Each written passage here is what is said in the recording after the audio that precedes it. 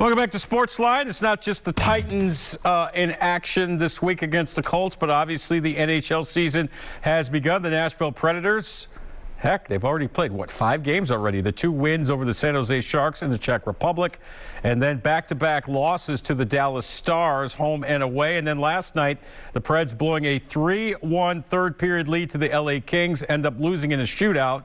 So, actually, the Preds have yet to win a game on North American soil since coming back from Eastern Europe. Here to help us break it all down and get a preview of what we can expect from the Preds this season is our buddy Robby Stanley from 102.5 The Game. He, of course, hosts the great AM Drive show, 6 to 10, along with another friend of show, Joe Rexroad. And, of course, Robby was the longtime Predators beat writer for NHL.com. Robby, welcome back to the Wednesday extravaganza. It's great to talk to you as always. JB, it's great to be here as always. Thanks for having me on tonight. Absolutely. All right. Well, we're a few games in with the Preds. Give us your overall thoughts on what you've seen so far. Obviously, 2 wins, 2 losses, and one rather disappointing overtime loss last night to LA. Well, number one, they look great in Europe. If they could figure out a way to play every game over there in Europe, they'd probably like their record at the end of the day. But, honestly, I think they've played in 5 games, and out of those 15 periods, plus the overtime period last night, JB, I can probably count on one hand 4, 5, maybe 6 periods where they've looked good. I think they've looked average at best in the rest of them, and at times they've looked poor.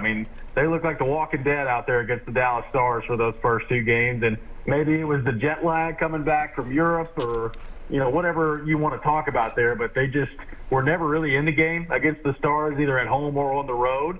And then last night against LA, I thought they had plenty of energy. I thought they had some good juice to begin the game. You're up 3-1, not only in the third period, but 3-1, over halfway into the third period, and all of a sudden you can't hold on to the puck. You're taking 9 penalties in a game, and before you know it, it's 3-3 again, and you lose in a shootout. So, I know it's only the 5th game of the season, and from a record standpoint, they're not necessarily in a bad spot, but I thought last night was a really bad loss for the Predators, and they've not come close yet to living up to the team that I think they can be. Now, the good news is, if you're a Predators fan, they have 77 more games left this season, so plenty of time to figure it out. Yeah, Robby, you mentioned the penalties, and that, I don't know, it seems like that's been kind of a theme since Hines has taken over. I know penalties were a big problem last year, and listen, we talk about it all the time. You're not going to win a lot of games if you're spending, large chunks of the game trying to kill penalties, right? What do you think is at the crux of this penalty issue, and how can it be cleaned up? Well, last night I thought it was just undisciplined play. JB, with the way they play the game and how aggressive they want to be, this team, they're going to take some penalties. There are going to be some, physical penalties, obviously some fighting majors. They led the league in fighting majors last year. Maybe aggressive on the forecheck and you're a little too physical. Right. You're going to have tripping penalties every now and then. You can live with those to some degree. But last night, just how careless they were with the stick, whether it was holding penalties or tripping penalties or cross-checking penalties in front of the net, that's when you start to lose your mind a little bit as a coach, because a lot of those are just unnecessary. And I thought a lot of them were unnecessary last night for the Predators. So it does a couple of things. Number one, obviously, you go down shorthanded, and putting other teams on a power play is not a recipe for success. But the other thing, JB, is even if the other team's not scoring on the power play opportunities, it totally takes you out of your rhythm. Right. Your top guys that aren't killing penalties are not on the ice as much because they're sitting on the bench waiting for the penalty to get killed off. And I think it's really hard to get into a rhythm that way. So it's been a big problem for the Predators so far this year. They are the most penalized team in the league right now yet again. And that's something they've got to get figured out as they move forward here, because if you don't figure it out, you're giving the other team way too many opportunities to score. And like I said, just totally taking you out of your rhythm, and it's really hard to win that way. They're kind of like the Oakland Raiders of the NHL. I don't know, you're too young to remember the 70s, but forever the Raiders, and Al Davis loved this, by the way, they were annually the most penalized team in all of football. Just win, baby. Commitment to excellence. Robby Stanley is our guest from 102.5 The Game. Obviously, other than getting Philip Forsberg re-signed, which was a major offseason priority for general manager David Poile, obviously the biggest, two of the biggest offseason acquisitions, Nino Niederreiter and, of course, Ryan McDonagh. What have you seen from those guys so far in these 5 games? Yeah, I think Niederreiter's been really good. He's got 4 goals in 5 games thus far, and I think he's a really good fit with Ryan Johansson on that second line. So, I think the offensive opportunities for the team as a whole so far have not been where you need them to be. So that's got to change as they move forward here. But I think Niederreiter's looked really good for the most part, and I think he's played long enough in the league now where you kind of know what he is. He's going to be probably a 20 to 25 goal guy, which is perfect for what they need on the second line. He's really tenacious. He's hard to play against. Everything that John Hydes talks about all the time, Nino Niederreiter kind of fits that to a T. With McDonagh, he's a 2-time Stanley Cup champion, former captain of the New York Rangers. He's made the playoffs every year he's been in the league. Like every single intangible thing that you want to check the box with, Ryan McDonagh brings that to the table, and he's still a really good player. Like I like he and Ekholm on a defense pairing together. I think as they continue to play together and grow together, that's going to turn into one of the top shutdown pairings in the NHL. So I thought those were 2 really good signings by David Poile. I think they've paid off nicely for the most part. I mean, McDonagh's had his moments where it's been a little rough out there, but Niederreiter has been really good so far. And I think when everything's said and done this year, those are going to be 2 really important moves for the Predators that I believe is going to help them lead to a lot of success this year. And Robby, it's been a while since we talked since the offseason. Just how important was it for Poile to get the Forsberg deal done and keep him here for the foreseeable future? We've talked about this many times before, both on and off the air. Forsberg, to me, feels like a forever Predator, like a Josi, like a Pekka Rinne. It just wouldn't have felt right if they'd have let him go somewhere else. It would not have. And, when a guy like that walks through the door, I mean, this, JB. The Predators have not had very many, bona fide goal scorers in the history of their franchise. And when you've got one, especially one that's in his prime, you can't let him get away. And I always thought that the contract would get done. But once you start to creep closer to unrestricted free agency, you never really know. So I thought it was really good for the Predators to get the deal done. The $8.5 million per year contract I thought was pretty much right in line with where it should be and where it needed to be. And now you've got a guy that's just kind of entering the prime of his career that could be a big weapon for you offensively as you move forward here. And I agree with you. Like, you bring up Pekka Rinne and Roman Josi, 2 guys that, Pekka's already finished his career as a Predator. I believe Roman Josi will as well. And with Philip Forsberg, like, he could be kind of that next guy. And, that's still rare. I mean, whatever sports you want to talk about, NFL, NBA, NHL, whatever it is, it's rare for a person to start and finish their career, especially a long career with the same team. And right now, I think Josi definitely is on track to do that. And I think Forsberg, he'll probably have another contract after this one. But I assume that's probably going to be with the Predators. And I think he's well on track to finish his career as a member of the Predators. So Forsberg, a 40-goal season last year. Matt Duchene, a 40-goal season last year. Is it realistic to think that one or both of those guys could duplicate that feat this year?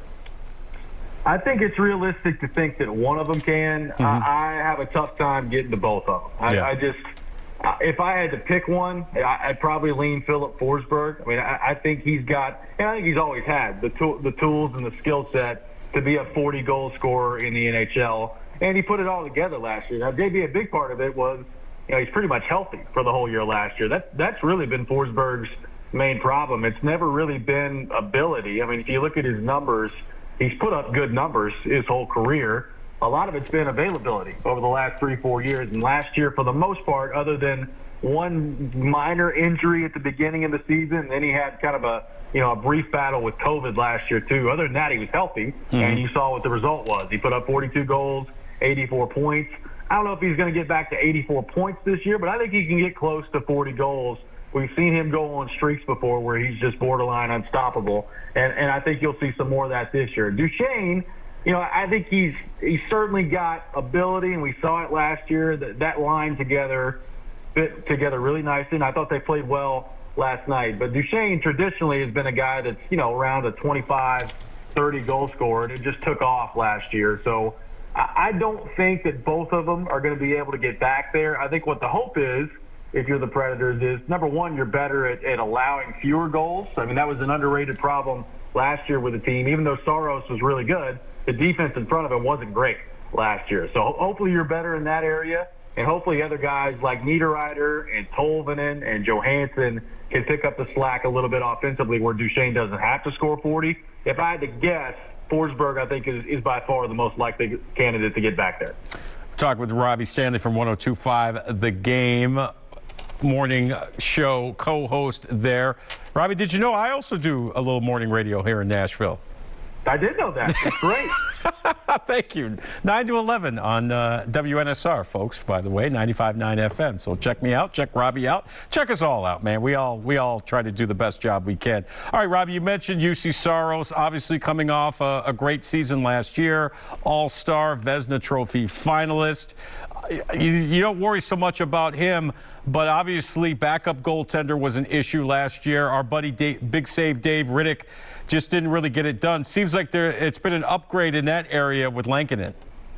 Yeah, Lankinen I thought looked really good in the preseason, and he was the guy, JV, that honestly when they signed him, I was like, why did you go sign that guy? I mean, if you look at his numbers last year in Chicago, I mean, they were horrible. And I understand Chicago, I mean, what he's playing in front of right now and what he was playing in front of in Chicago are two very different things. Chicago was terrible defensively last year, so there's automatically, I think, going to be a little bit of an uptick in his numbers anyway. But I thought in the preseason he looked really good, and he's gotten in one regular season game thus far. I thought he was really good in that game against San Jose as well. So, with the schedule being a little less compact this year with kind of that normal flow of the schedule. There's not quite as many back-to-backs. There's no Olympic break scheduled in there this year, so maybe not quite as compact down the stretch.